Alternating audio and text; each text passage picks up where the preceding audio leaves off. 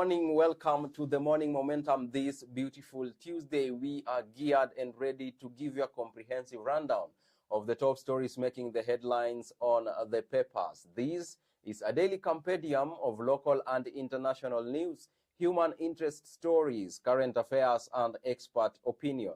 And of course, it is the 10th day of October, the year 2023. Today is the day where Kenya is celebrating the Huduma Day.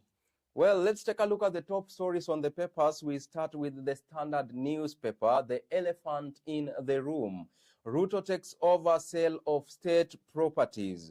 The role of parliament to oversight executive in jeopardy after the president assented to the privatization bill, which allows government to sell assets without probing from the legislature. Interestingly, it is parliament that debated and passed the law. That story is beefed up for you on page 4. On page 6, the Nyanza Dream Team to deliver state pledges. That story, we'll take a look at it as well on page 7. And this is a story we are going to delve into this morning.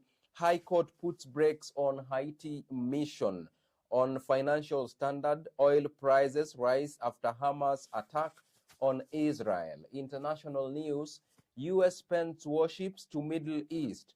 That story is beefed up for you on page 27. On sports news, down to prayers for last 8 in Rugby World Cup. That story is beefed up for you on page 37. Take us through the Daily Nation this morning. Thank you so much. And of course, on the Daily Nation, court puts brake on Haiti police mission, where the President William Ruto's plans to lead multinational force in Haiti has hit a snag as High Court yesterday issued order suspension deployment of Kenya police officers to the strife-hit Caribbean nation. This is a story that you'll get on the 8th page of the Daily Nation. Another story that is also making headlines here is the defeat of Hamas, the defeated Hamas fighters in town near Gaza in Israel. You'll find this story on page 20 of the Daily Nation. NSSF workers union in pension contribution deal. Workers with the superior pension schemes could be exempted from higher contribution to the NSSF if deal between workers and union and the other fund endorsed by the Supreme Court. That is today, of course. Well, let's take a look at the stories inside the papers. And on page 2 of the Standard this morning, court holds deployment of 1,000 officers to Haiti. Kenya offered to send police officers to Haiti to curb insecurity on July 2023, and the request was approved by the United Nations. Petitioners say the 2010 Constitution did not envisage the deployment of police officers to missions outside the country. This is a story we are going to have, and we want you to be part of the conversation. You can join the conversation through our social media platforms at Younib_TV on Instagram, Younib Media TV on Facebook, and Younib Media TV on YouTube. You can send in your sentiments as well via our SMS line 0719144144, and we'll be able to sample your sentiments amid this broadcast. And of course, on the 5th page, Raila warns against underhand dealing in the port lease. Mr. Odinga, yesterday in Mombasa, he said that he asked why Dr. William Ruto and other Kenya Kwanza leaders are now supporting the same move they opposed during the previous administration for the President Uhuru Kenyatta. That's quite controversial. It's interesting that in the previous regime, the same people who are now supporting this are the same guys who opposed it when President Uhuru was in power. Very true. Well, let's take a look at page 3 of the Standard this morning. It's a shocking news. Man misses 7.2 million shillings demand amid claim of spending too much time with the co-worker. Employer said it had been reported he was stealing company's time with a female colleague. He was notified of his sacking in February after not meeting the targets set for his accounting job. That story is so amazing. Quite interesting. Eh? Oh, yes. And now another story here on the Daily Nation, of course, on the page 10. CEO of HELB, Charles Ringera, said that for the first time this year, 139 and 60 students have registered and applied for the HELB loan and he disclosed that another 109,798,000 applications had been received from students who have been placed to technical and vocational education training, that is TVET. Well, how are these students going to survive in the first place if we push the loans to a later time or a later period? I think this is going to be a tough time for especially the first year students, considering that previously the number was lower, but this time round many people have come on board to learn, and it's going to be a very huge problem to the first year students. Because if they have to wait longer, I have an impression that even you see, the government had asked universities to admit students without fees because they were going to bring in a helping hand, but that didn't happen. So waiting longer for loans means that maybe there are going to be delays for education in the universities. And of course, that story is on the page 10 of the Daily Nation. Grab your copy today and have a look at the story. Well, let's take a look at page 5 of the Standard this morning. Cabinet writes off 117 billion sugar millers debt. Treasury is working on waiving tax penalties and interest within 30 days. Cabinet endorses LPG growth policy and redevelopment of hydropower plant in Migori. That's an interesting news. Let's take a look at page 7 on this of the Standard this morning. But before then, Ruto puts together dream team to deliver Nyanza economic change. The team comprises senior civil servants, UDA loyalists, and some ODM leaders. The ICTCS Eliud Owalo and the Interior PS Raymond Omolo will lead the team. All right, that's an interesting story. Some development in Nyanza finally from the reigning regime. Of course, they launched the Uhuru 2 yesterday in Kisumu. And that story, of course, the same story is on page 4 of the Daily Nation towards the visit of President William Ruto to the Nyanza region. And there, Siaya Governor James Orengo told the president, don't kill multi-party politics. That is politics. Because you see, it's like President Ruto recently, he has been trying to move most of the people, the politicians from the Nyanza region to his government. And for that, Mr. Orengo sees that maybe he's trying to kill multi-party politics and maybe make Kenya a one-party state. All right, that's quite interesting. But we may miss some politics dramas if we kill multi-partism. Sure. All right, let's take a look at the expert opinion inside the Standard this morning. Should Kenya hold a constitutional referendum? Well, we have Jimmy Nix, a political analyst, who says yes, let's do so before the next polls. On the contrary, Priska Achuki, who is a Busia resident, says no, they might extend the term of the president. Well, what do you think about this? Should we have a constitutional referendum, or we are still good with the 2010 constitution? For me, I think the 2010 constitution is really a good thing for our country. You remember the previous constitution before 2010 and the one that we have right now. It's a constitution that is outstanding, among the best constitutions so far in the world. Well, everything is outstanding. Are you not seeing any loopholes that maybe we need to amend as a nation? Not really. That constitution is very, very good. All right. Thank you. Let's take a look at page 15, the Reader's Corner. Excessive taxation can infringe on an individual's ability to make choices, how to use their earnings. The hardest thing in the world to understand is the income tax.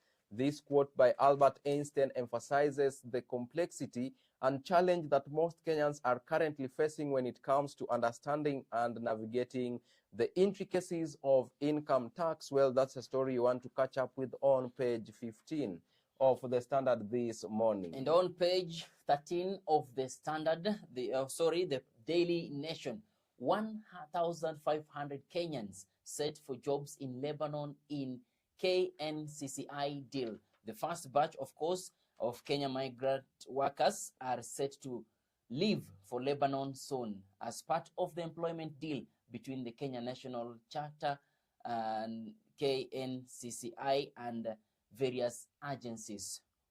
Well, that's an interesting story when we have people getting employed. These are at least 1,500 families that are going to be beneficiaries of that amazing initiative. We hope it all works out to their favor. Let's take a look at the financial standard this morning. How power farms are getting more for less. Low contribution. Data shows only a few independent power producers are uploading significant output to the national electricity grid, but most are receiving huge payments from Kenya Power. That story is beefed up for you on the page 4 and page 5 of the Financial Standard article inside the Standard this morning. Also, there's an article here, your weekly review, my government. State rolls out cashless payment system for all land transactions. The initiative is a significant step towards eradicating cash transactions within land offices, which will ultimately reduce embezzlement cases, says CS. Well, I will quote what the CS said. We want to go cashless in all our registries nationwide in 14 days starting today. For the last 3 weeks, it is working. That's an amazing initiative as well. And on other stories here, a very interesting story here about Lake Nakuru, the slow death of Lake Nakuru. And this one is due to pollution. It seems that there is a lot of pollution in that area, which brings the death of animals. And the Daily Nation has put it as the slow death of Lake Nakuru. Well, I think the county government of Nakuru needs to do something about it, because this was a very amazing sight. I remember visiting Lake Nakuru some time back when we were in high school, and the flamingos there, oh my goodness. I don't know if they still exist or they flew away from Lake Nakuru because of the pollution. I think the flamingos are seasonal. They have seasons when you will go there, you'd find them. But sometimes if you visit Lake Nakuru, you will not find the flamingos. But of late, it has been reported that nowadays they are not there. Yeah, it's very rare to find them there. I think it's because of the high pollution in the lake. So maybe the county government of Nakuru needs to do something about this so that we don't lose that beautiful scenery. That is food for thought for the governor of Nakuru. Let's take a look at business news inside the Standard this morning. Farmers to sell coffee directly to Starbucks in US-backed deal.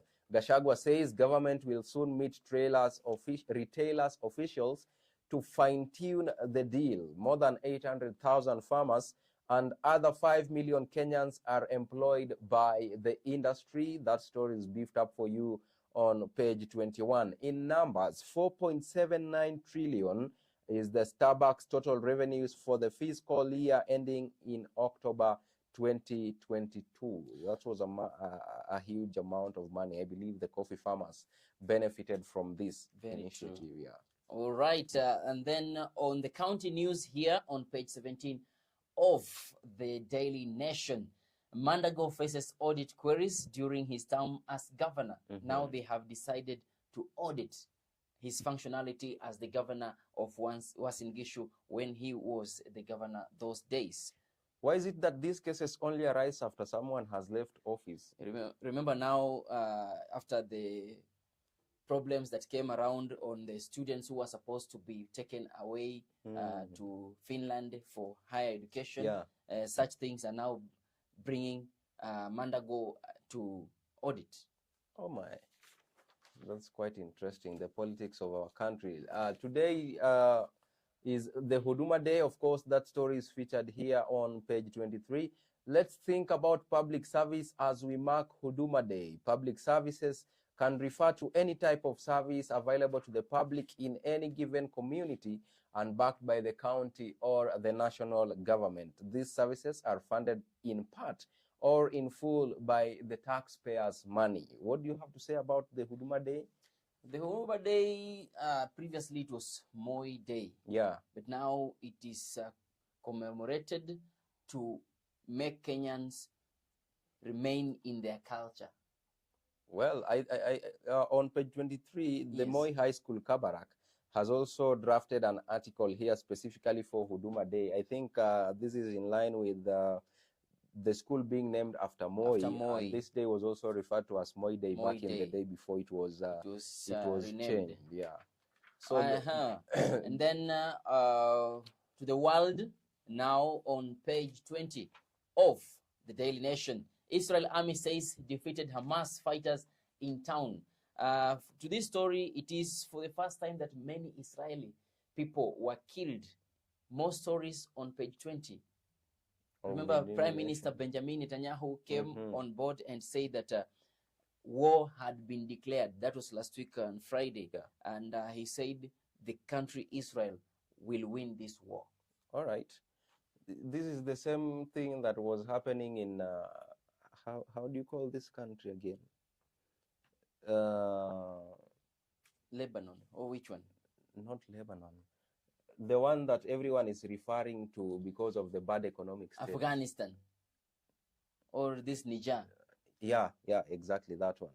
Yeah, so let's take a look at the international news on page 28 of the Standard this morning. America moves warships closer to Israel after Hamas offensive. Israel says more than 700 people have been killed and 100 kidnapped. In Gaza, more than 400 people have been killed following retaliatory Israeli airstrikes. All right. That story is beefed up for you on page 28. In East Africa, Uganda police blocks Wine's party office. Now, the Ugandan police and military officers yesterday blocked the main office of the National Unity Platform, NUP, the party led by opposition politician Bobby Wine. That's a story you want to catch up with on page 28 as well. Again in East Africa, on the Daily Nation, fears over Uganda's anti-gay law threatens HIV progress. At mostly empty catering to HIV patients, staff monitor CCTV footage for potential spies, reflecting fears among Uganda's health workers following the adoption of the controversial anti-gay law. Well, in Europe, German chancellor suffers blow in election. German's conservative parties, Christa Democratic Union and Christian Social Union, won the state elections in Hesse and Bavaria on Sunday, dealing with a heavy blow to Chancellor Olaf Scholz' Social Democrats, SPD. Another in Mogadishu, 100,000 people displaced by flash floods caused by heavy rains. On Wednesday, 107,000 people in Baidoa district in the United Nations offices are really suffering due to these heavy rains. We expected some showers. El Nino. The El Nino. I remember yesterday I was boarding a motorbike to some place, and then that guy was telling me, we have been waiting for El Nino. These times El Nino is pure sunshine. I don't know. We are still waiting. They say that it will begin the second week of October. And we're already in the second week. We are already in the second week. So maybe we should expect a lot of rainfall by name El Nino. All right. In Rwanda can be trusted, British top court told. The Court of Appeal blocked the UK government's plan to remove some asylum seekers to Rwanda. The scheme is in limbo after it was stopped 16 months ago. That story is beefed up for you on page 29. And lastly, on the international, we go to Frankfurt in Germany, whereby German Chancellor Olaf Scholz has said the coalition was counting the cost on Monday, heavy losses to state election halfway into terms that also saw the far right make strong gains. All three parties in the coalition, Scholz centered left and the Greens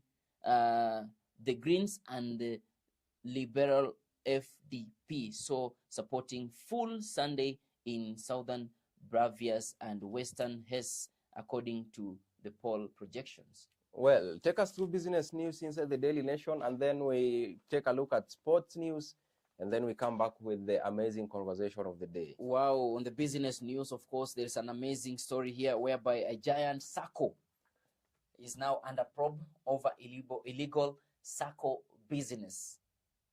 The SACCO umbrella again organization, the Kenya Union of Savings and Credit Corporation, known as Cusco, is under investigation for illegally engaged in illegal deposit taking business. The SACCO Society Regulations Authority, SARSRA, will conduct the investigation to determine the Cusco is undertaking aggregated SACCO business breach of the law and recommend sanctions on the social and on the officials and directors. That story, of course, on page 21 of the Daily Nation.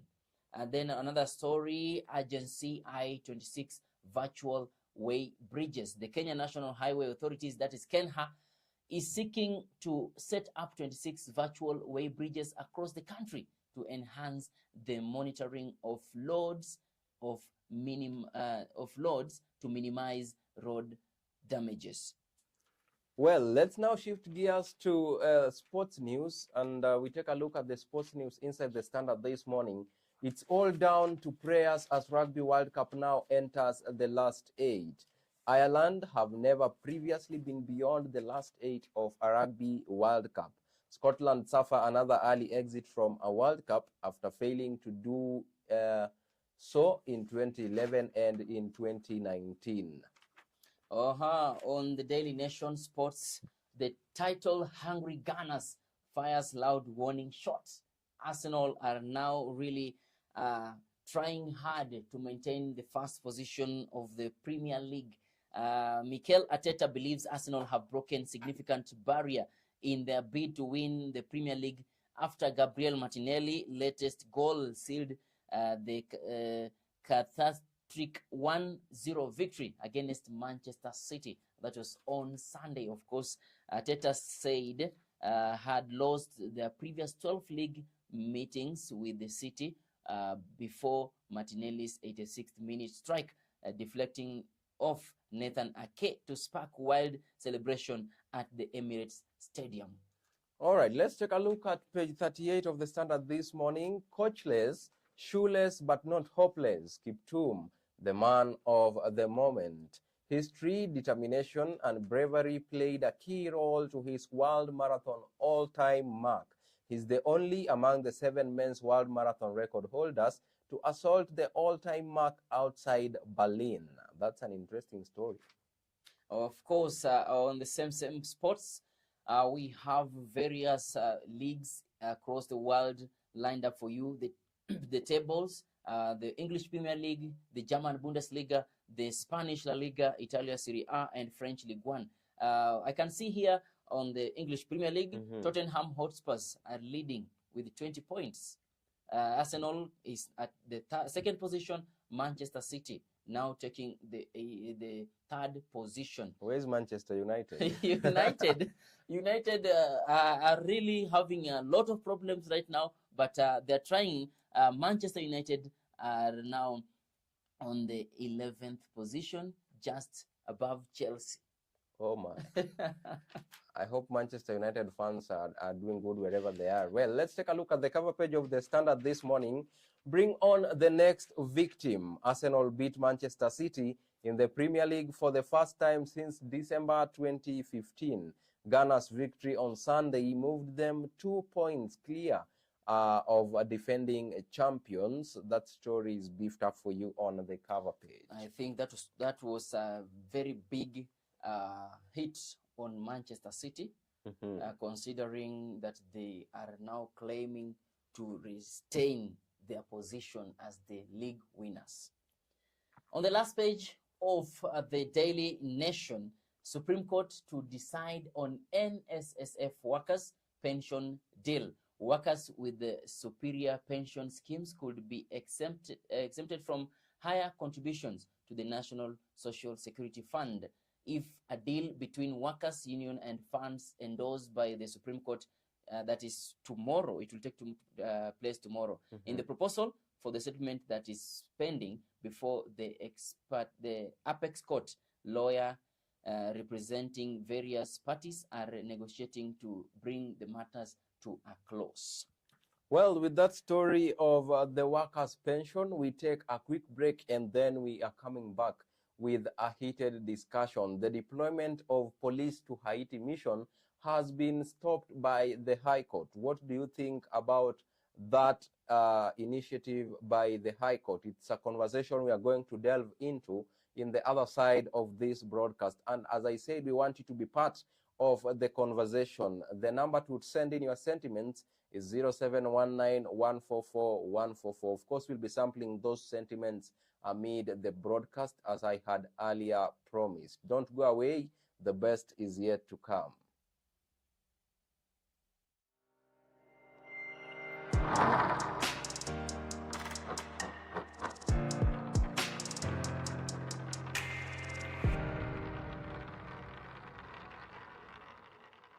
Morning that entertains, educates, that keeps you glued to the screen with interesting topics. Talk about health, fashion, business, fitness, and spiritual nourishment.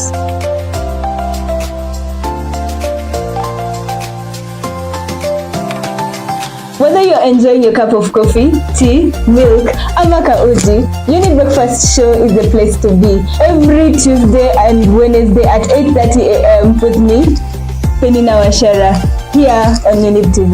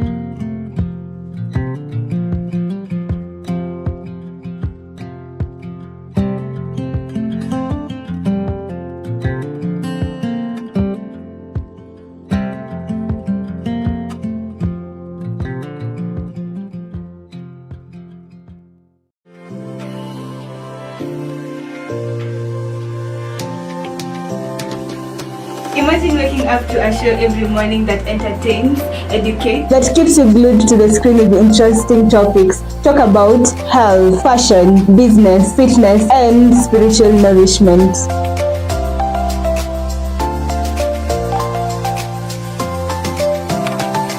Whether you're enjoying your cup of coffee, tea, milk, amaka uji, Younib Breakfast Show is the place to be. Every Tuesday and Wednesday at 8:30 a.m. with me, Peninah Wachera, here on Younib TV.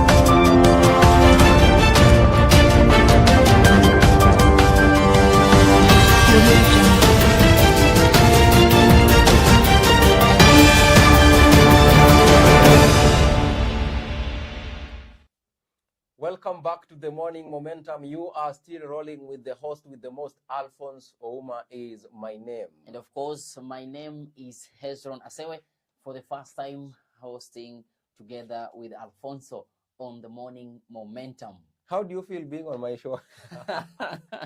It's really awesome. On the other side, I speak too much Swahili. Okay. And today I decided let us push this one together. I think I should also visit you the other side so that I try Swahili. Come and try. You are most welcome to the Darubini ya Wiki.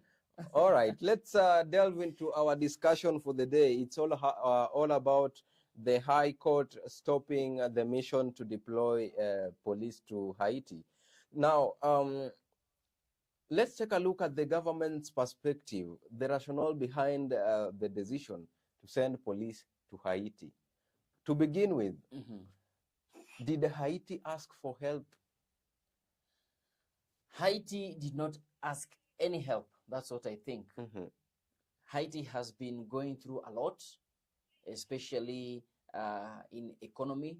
And I don't know how it came that Kenya now decided to go and help Haiti in fighting the gangs. Remember, Haiti has a lot of gangs. Over 200 gangs. Over 200 gangs. And previously, they have even assassinated their president. From that time until now, there is no any elected leader in that nation. The country is really suffering as far as economy is. Are we experiencing anarchy in Haiti? I'm not so sure about that.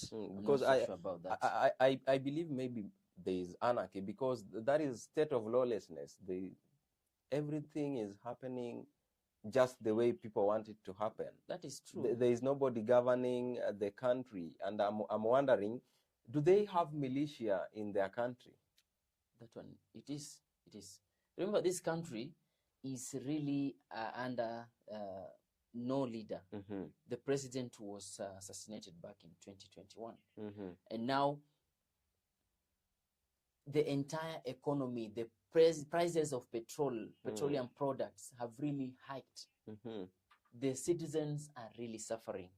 And this is something that is really making this country to stagger. It's really true. The country is at a very, very bad point. Well, now it's not clear whether Haiti invited the government of Kenya to help them or to assist them.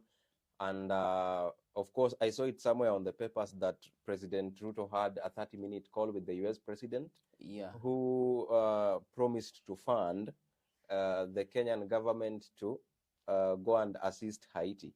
But now the big question is, the US has failed before in Haiti. France has also failed in Haiti. And now we want to send Kenya to Haiti. The superpower has failed in Haiti. How sure are we that we are going to bring some order in Haiti? I'm not so sure about that one because, number one, Kenya is going to deploy 1,000 soldiers. 1,000. And remember, in that country, Haiti, there are more than 200 gangs. And I don't know the number of the gang members in each gang.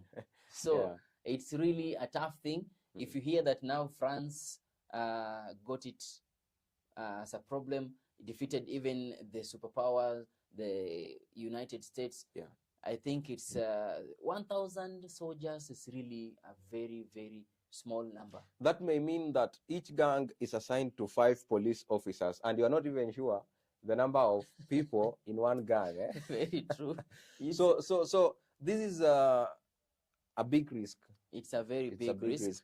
We are not sure of the potential outcomes, but in most cases, in most occasions, according to what people are saying, we expect to receive a bigger percentage of our soldiers back in body bags. Very true. That is according to some of the sources out here, that if we send our soldiers to Haiti, then we should expect a very bad thing happening to them. Yeah, we expect to receive them back in body bags. Well, let's discuss maybe, does the government of Kenya have any potential benefits in this mission? Because the president, from the papers this morning, we have seen the U.S. government is giving $100 million US, which amounts to around 14 billion 14 Kenyan billion. shillings. Yes. Now, I saw in a tweet by Bonnie Halwale, who said that the cost of ferrying one soldier to Haiti is going to be around 222,000 shillings. 222. Yeah, 222,000, and we are sending 1,000. 1,000. So that is going to be around, roughly, let's say 3 billion. Okay. So the remaining amount of money, is it going to benefit our police officers who are going on this mission, or how is this money going to be spent? I think this money is supposed to be spent on firearms, the transportation, and remember where these people are supposed to go in Haiti. They also have a place. They also have to eat. I think it will cater for everything surrounding this mission. But I think the Kenya itself benefit, no. It is not clear how long It's they're not going clear. to spend in Haiti. It's not clear. It has not been clear, and I don't think there is a very big benefit to the nation. Yes. Well, now, yesterday, the court banned, of course, that mission temporarily. Yes. And among the people who are sued, we have the National Security Council, the Inspector General of Police, Japheth Kome, was also sued. Yes. The Interior CS, Kithure Kindiki, was also among those who are sued. I think it is because this issue directly involves their jurisdictions.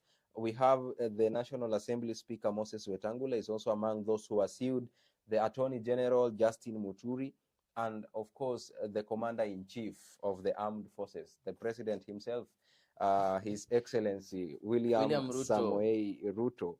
So this is an interesting debate.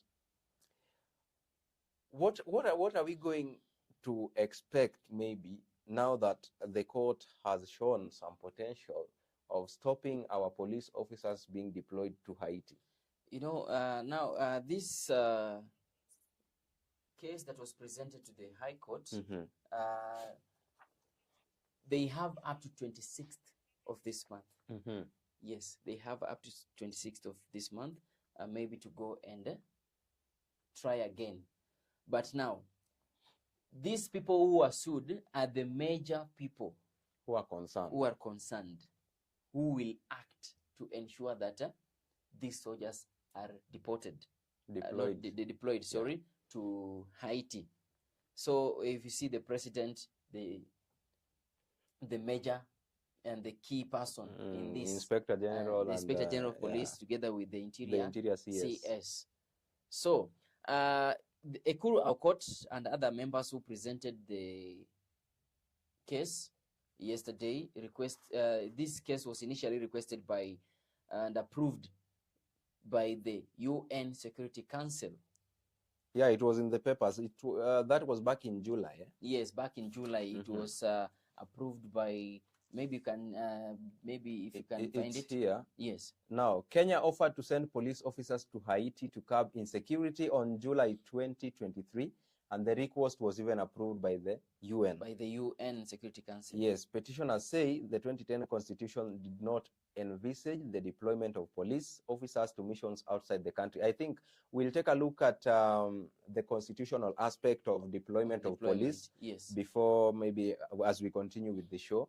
So maybe some of the petitions that these guys presented to stop sending our police officers to Haiti, if you could take us through that. Okay, now these people, number one, the petitioners say that Haiti has not asked any assistance from Kenya, which is a very big thing. Haiti did not ask. And also they said Kenya is not at war with Haiti. Yes, Kenya is no longer at war, is not at war with Haiti. The deployment is a suicide mission where America and France had failed before. Another major thing here is that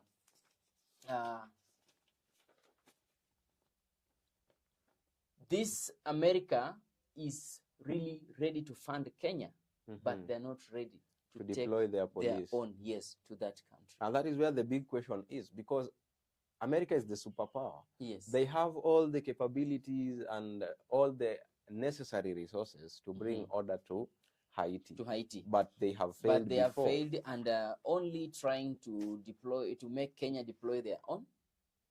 And for them, is only to fund. Yeah, and of course we understand that Haiti is controlled by over 200 gangs. So it's going to be quite cumbersome, especially deploying 1,000 police officers to deal with 200 gangs. And we're not sure the number of people in one gang. Very true. So, and I really concur with some of the sources out here that this one is really a suicide mission. That if you see your son or daughter maybe going there, I don't know. But maybe I concur with some of the sources out there. Well, let's check at the legal and the ethical aspect of this decision. And you'll take us through the National Police Service Act.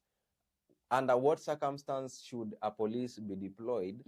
And is that the same case with what is happening with the Haiti mission? So maybe if you could get to that section 6, it's section 6 of the National Police Service Act. And then you take us through the incidences when a police is supposed to be deployed. Now, the section 6 of the National Police Act, the service shall be deployed in Kenya for the performance of the functions specified in the Constitution, this act, or any other law. That is the first circumstance. That is the first circumstance. And the second one is that the National Security Council may, in case of the emergency, deploy the service or any other in the defense of Kenya. In the defense of Kenya. Yes, it means that the process should be as a way of defending Kenya. Initially, we had the Al-Shabaab, whereby Kenyan soldiers were sent to Somalia. It was by trying to defend Kenya. That's why they were sent. So I don't know how this Haiti will help in defending Kenya when they are sent there. So these are some of the things that the petitioners yesterday were looking at when trying to make their way in preventing these people from being deployed to Haiti. The third point here is that the purpose of deploying the service in case of an emergency under subsection 2, the procedure under Article 58 of the Constitution shall apply. All right. I believe now you are at par with the incidences that are supposed to lead to police being deployed, but we have not seen anywhere in that section 6 where it said we are going to deploy the police to assist another country. Very true. Yeah. The major one here is to prevent, to protect Kenyans. Our nation. Yes. Yeah. So going by what is in section 6 of the Police Act, to begin with, that action is going to be illegal. According to the lawmakers out there. According to the lawmakers, yes. That is illegal. Eh? Yes. All right. How do you think this is going to involve the international relations between maybe Kenya and other nations, and even Haiti and other nations?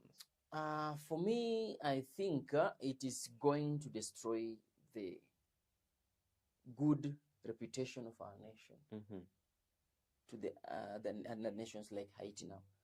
Remember, just recently, it's here on the papers, on the page 8 of the Daily Nation, whereby Haitians in the US, that is last week, protested against the UN-sanctioned deployment of police officers to the Caribbean nation last Friday. The group picketed outside the Kenyan embassy in New York. And of course, I saw that video. They were protesting, and there is one person who had a banner calling President William Ruto the US puppet. The US I don't know if you puppet. saw that video. I saw the video is surfacing across the social media, and they are I saw them saying, singing a song, US puppet, Ruto US puppet. In this, maybe the US, according to them, USA is using Ruto. Yeah. Anyway, we'll see the direction it's going to take. Let's sample the sentiments of our viewers and see what people are saying about this deployment of our police to Haiti. We start with Stans Pro Africa says, it is not the court that should be doing this, but rather the National Assembly. They should have told the illegitimate president that he is naked on issue of Haiti being 48th country in Kenya. That is a sentiment by Stans Pro Africa. Now, John Leonard says 1 week later they will still allow it. Same case with finance bill. They are just keeping people busy to show that they are working. All right. There is Guy Baba says High Court spelling should be High Court. Okay. Vicky, the West will just make one call and it will be over. Wait and see. Only one call. Just one call. So that is what they believe is going to happen. Okay. That is their own sentiment. Let's see. Clinton Ambutsi says, just theatrics. Nothing serious will come from our judiciary. Why have people lost trust in the judiciary? No, the judiciary, I don't know the reason why, but there is a loss of trust in the judiciary. Any other sentiment from your side? Jeff Minack says hot air. Okay. We have Kibet who says that's wonderful news. All right, let's take the last one. Rin Njoki says, isn't this deployment to Haiti supposed to be approved by parliament? By the way, Ruto is such a schemer. Maybe he knew all along this deployment would not be possible. Lakini watapata pesa ya US, then claim he tried, but the law declined. Kukula fair, literally. Well, those are sentiments by Rin Njoki. And I think with that, we can maybe close. Do you have any sentiments from your side? One person here says, I'm done watching from Kayombo Tole. All right. From Kayombo Tole. Thank you so much, Dan, for tuning in. My director tells me we have to wrap up the show. So with that discussion of Haiti police being deployed to... Kenyan police being deployed to Haiti. To Haiti, yes. Yeah, I think we need to stop at that. But this is a conversation that we are going to continue having. So you make sure you are part of the conversation on the Morning Momentum every Monday to Friday from 7 a.m. My name is Alfonsoh. I have been hosting you today with, of course, Hezron Asewe. Thank you so much for watching this show today. And also many thanks to those who made this broadcast a success. John Kariuki behind the camera. And today our chief controller has been Peninah Wachera. See you tomorrow, same time, same place. Bye-bye. Kwaheri.